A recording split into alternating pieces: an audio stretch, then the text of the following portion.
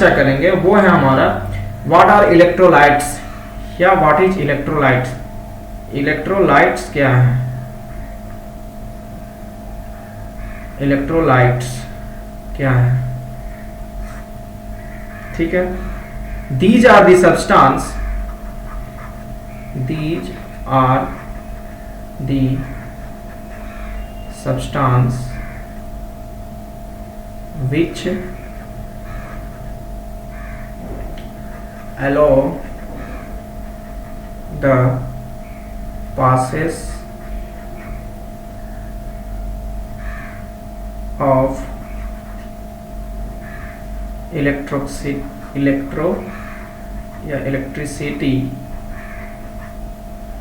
through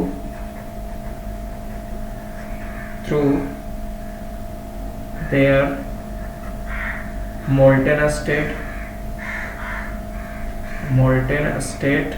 or aqueous state, or through aqueous aqueous state,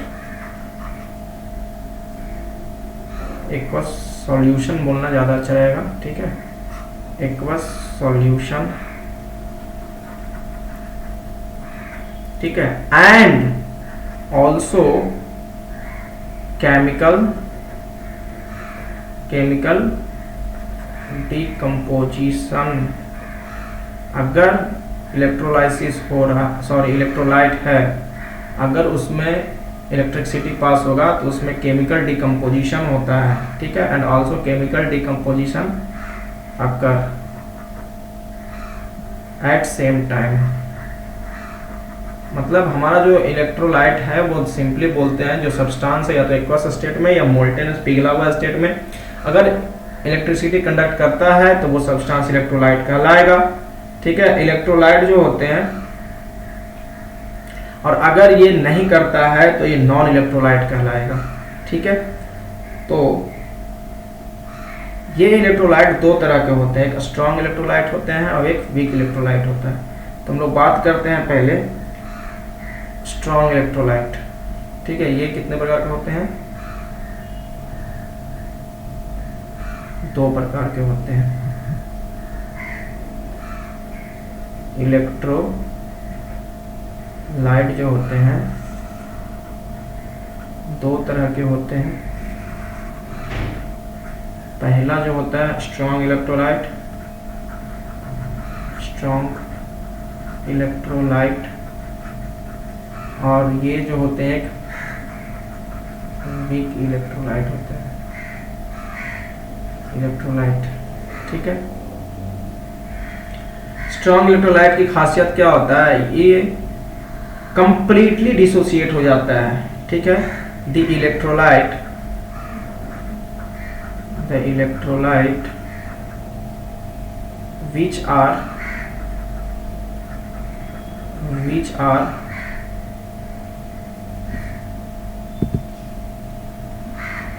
which are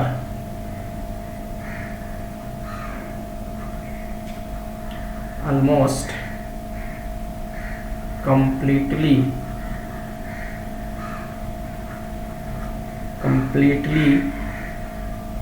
dissociated।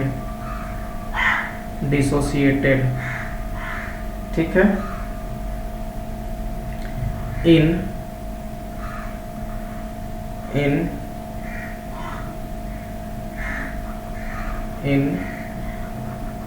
aqueous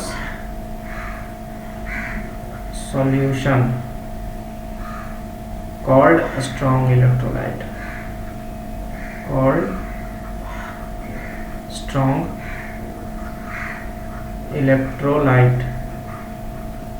ठीक है, फिर हम लोग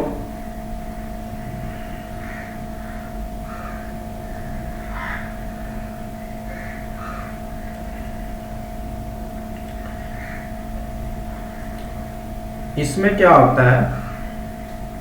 they have high value of degree of dissociation. They have high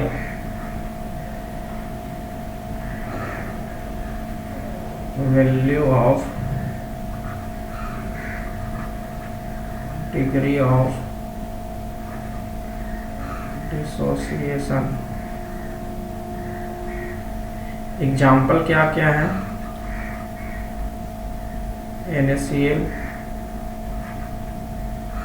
NaOH, H2SO4,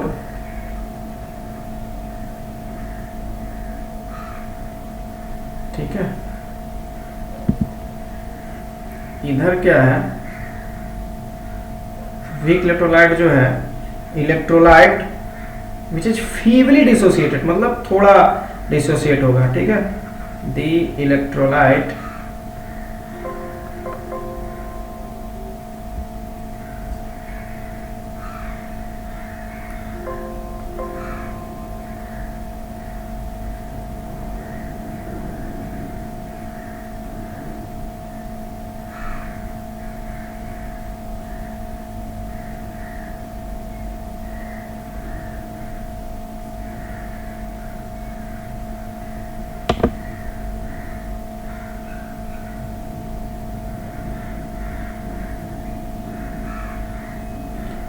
the electrolyte which are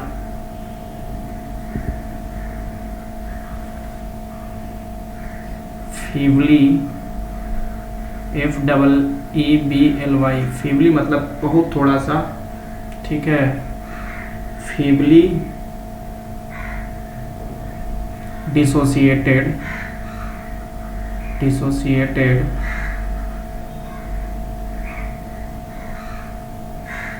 in their aqueous solution,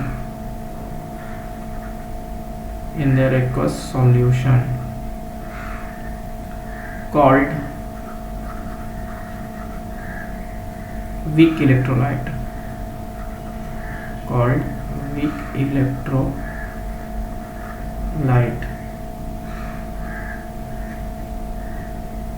They have very low degree of dissociation. They have very low degree of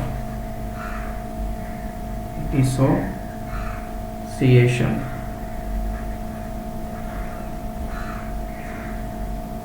example के तौर पे देखिए, CH3, COOH, NH4OH, ठीक है, BaSO4, etc, ठीक है। अब जो हमारा बात आता है, ठीक है,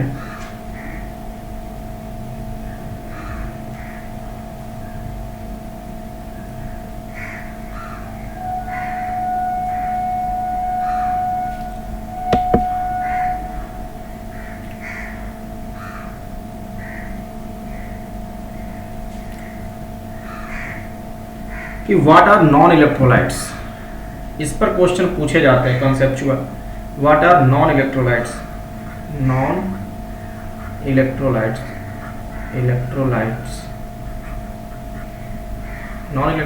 क्या है, ठीक है। The substance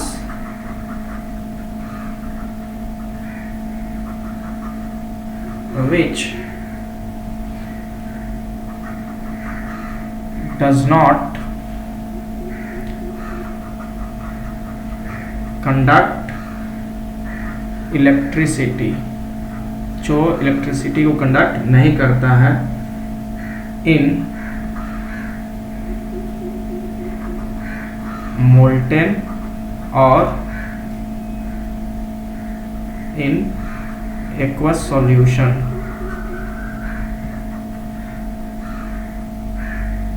are called non-electrolyte.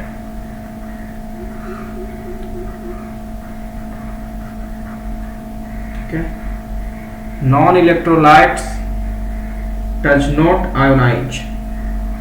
Non-electrolytes are not ionised, ये आयोनाइज नहीं होते हैं, नॉट आयोनाइज्ड।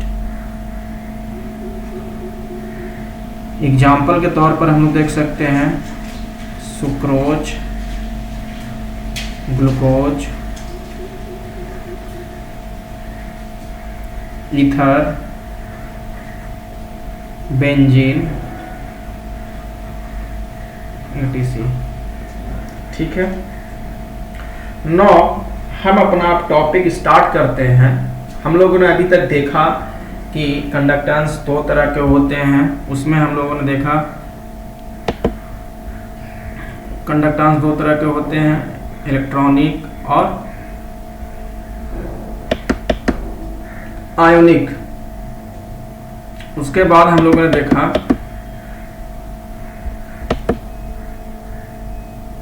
इलेक्ट्रोलाइट। इलेक्ट्रोलाइट में हम लोगों ने देखा कि दो तरह के होते हैं, एक स्ट्रॉन्ग इलेक्ट्रोलाइट, एक वीक इलेक्ट्रोलाइट, और तीसरा जो होता है नॉन इलेक्ट्रोलाइट, जो इलेक्ट्रिसिटी का कंडक्टेंस नहीं है, इलेक्ट्रिसिटी को कंडक्ट नहीं करता। इलेक्ट्रोलाइट्स, ठीक है। नो नेक्स्ट जो हमारा स्टार्ट होता है resistance. Resistance denoted by R।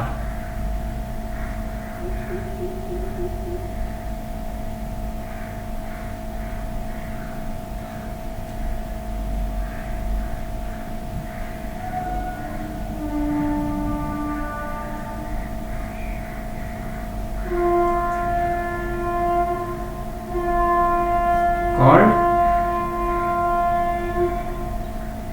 Resistance. तो है क्या, ये एक प्रॉपर्टी है, ठीक है।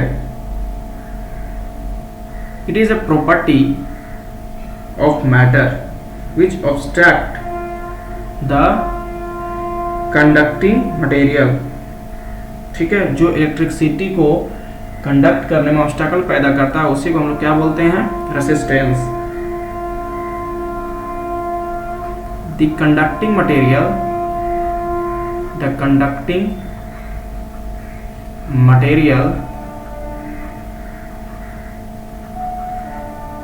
which offer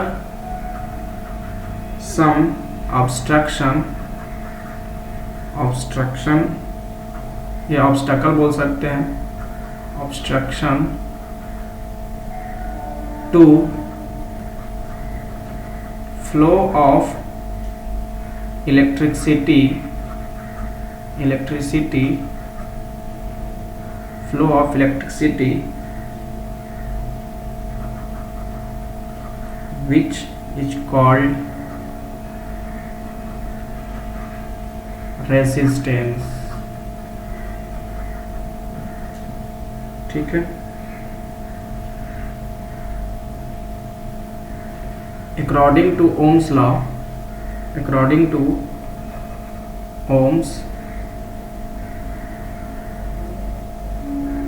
Ohm's law, potential difference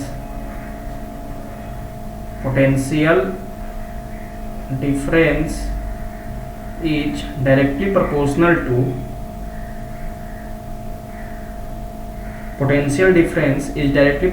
to current flowing through it,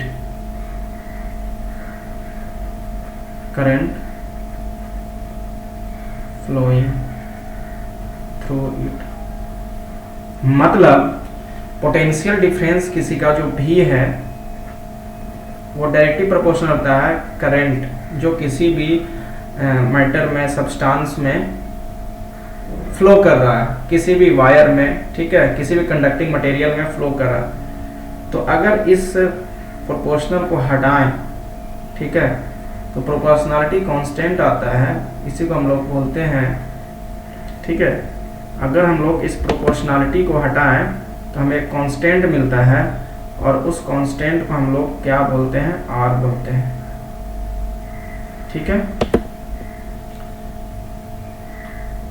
ये यानी कि ये एक रिलेशन था जिन्हें ओम्स ने दिया था कि अगर पोटेंशियल डिफरेंस हो तो करंट का फ्लोइंग थ्रू, ठीक है, थ्रू कंडक्टिंग मटेरियल, ठीक है। तो V equal to I R, R क्या है हमारा प्रोपोर्शनैलिटी कांस्टेंट, ठीक है। SI unit of resistance is क्या होता है, SI unit of this is क्या हो जाएगा, SI unit of R equal to, यानी रेसिस्टेंस क्या हो जाता है ओम, ओम के नाम पर दिया गया है और इसे डिनोट किया जाता है ऐसे, ठीक है, ओम के थ्रू। अब रेसिस्टेंस को हम लोग इसी को डिराइव करके, इसी फॉर्मूला को आगे ले जाकर हम लोग क्या दे सकते हैं, resistance can be defined as R equal to I upon में, sorry R equal to V upon में I, ठीक है। तो क्या बोल सकते हैं, रेसिस्टेंस, रेसिस्टेंस में also defined as, resistance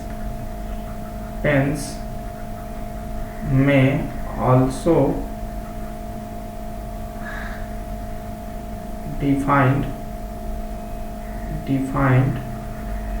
as, resistance में also defined as it is the ratio of,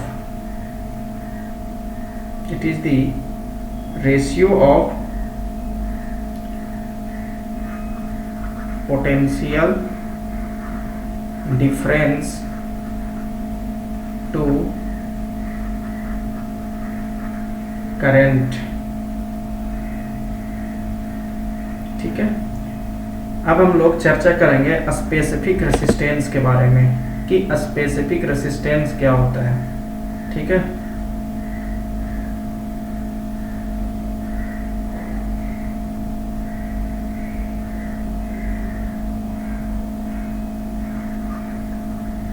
specific resistance,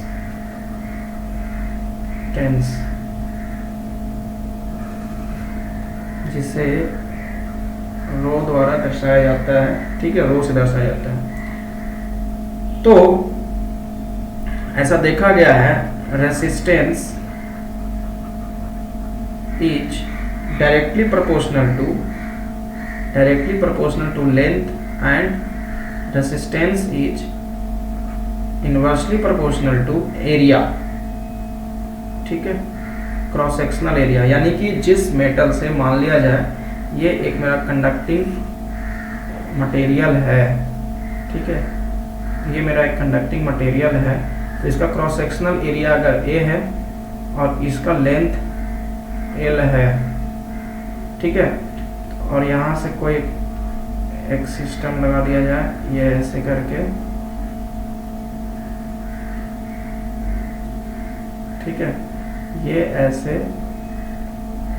है, तो इससे फ्लो करने वाला इलेक्ट्रॉन, ठीक है, इलेक्ट्रॉन इसमें फ्लो कर रहा है, इलेक्ट्रॉन फ्लो कर रहा है इसके थ्रू। तो रेसिस्टेंस का डायरेक्टली प्रोपोर्शनल लेंथ होता है, यानी जितना बड़ा लेंथ होगा उतना ही उसकी रेसिस्टेंस ज़्यादा होगा, क्रॉस सेक्शनल एरिया जितना कम होगा उतना ही रेसिस्टेंस उसका ज़्यादा होगा, ठीक है, क्योंकि रेसिस्टेंस का इन्वर्सली प्रोपोर्शनल है। सीधा सा बात है कि जितना कम एरिया होगा उसका रेसिस्टेंस उतना ही ज़्यादा होगा, उसका ऑब्स्टैकल उतना ही ज़्यादा पैदा करेगा, ठीक है। तो इसको कैसे लिख सकते हैं, so resistance equal to, sorry, resistance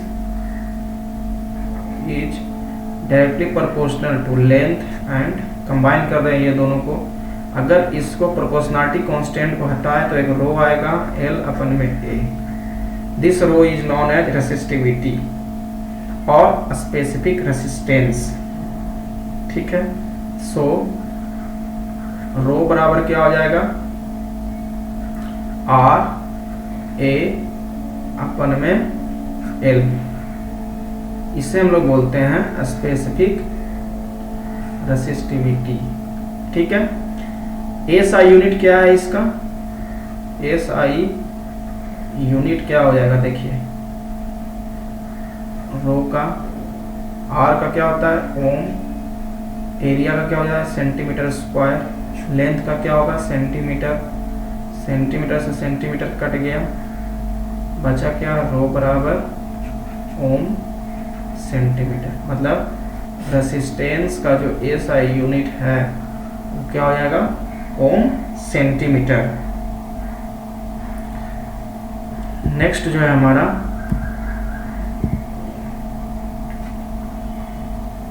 resistivity of electrolyte depends on nature of electrolyte. ठीक है, तो रेसिस्टिविटी जो होता है, resistivity of electrolyte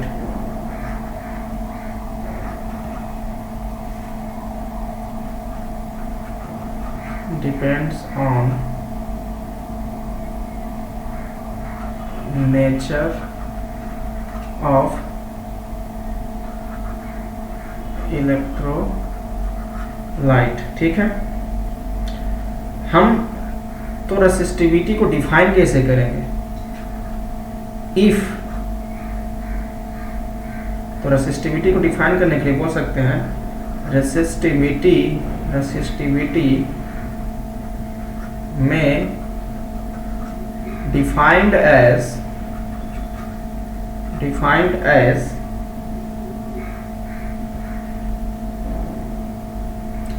the resistance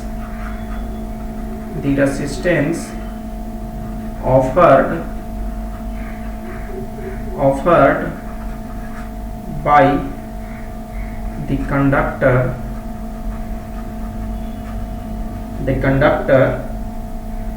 of 1 centimeter length and cross section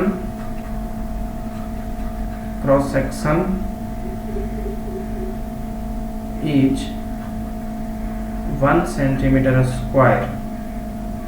यानी कि अगर रेसिस्टेंस बराबर क्या था आर बराबर रो एल अपन में ए, ठीक है यही ना था, आर इक्वल टू रो बराबर आर बराबर rho L A L upon में ए। अगर हम लोग इफ 1 and 1 यानी कि एल बराबर 1 सेंटीमीटर ए बराबर 1 सेंटीमीटर स्क्वायर कर दे तो क्या हो जाएगा आर बराबर रो, यानी कि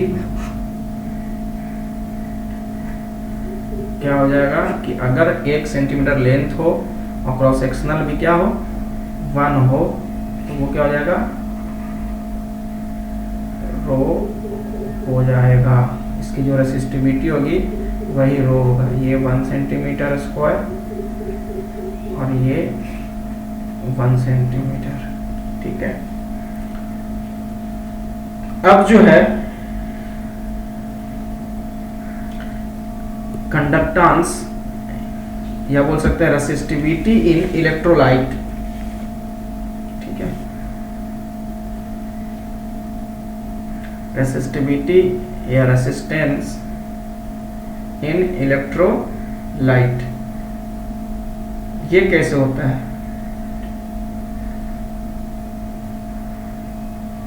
रेसिस्टिविटी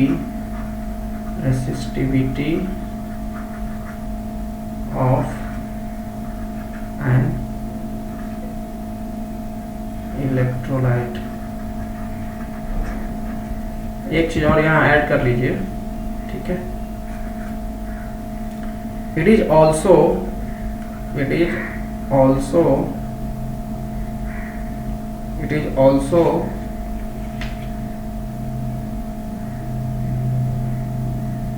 या फिर दूसरा वर्ड में ये बोलिए। ठीक है, इसको इट इज ऑल्सो काट के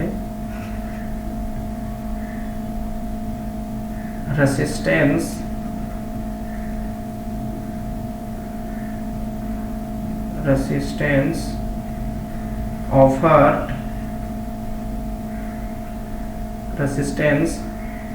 offered by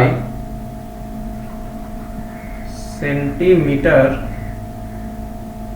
क्यूब, यानी कि क्यूबिक सेंटीमीटर ऑफ कंडक्टर और मटेरियल। मतलब कि देखो 1 सेंटीमीटर का ये लेंथ है और area cross section 1 centimetre square है, तो गुना करोगे तो क्या आ जाएगा, इसका वॉल्यूम आ जाएगा। ठीक है, यानी रेसिस्टेंस ऑफर्ड बाय वॉल्यूम, ठीक है, बोल सकते हैं जितना भी मटेरियल का वॉल्यूम होगा। ठीक है, रेसिस्टिविटी ऑफ इलेक्ट्रोलाइट, इसके बारे में हम लोग नेक्स्ट क्लास में चर्चा करेंगे। तब तक के लिए धन्यवाद।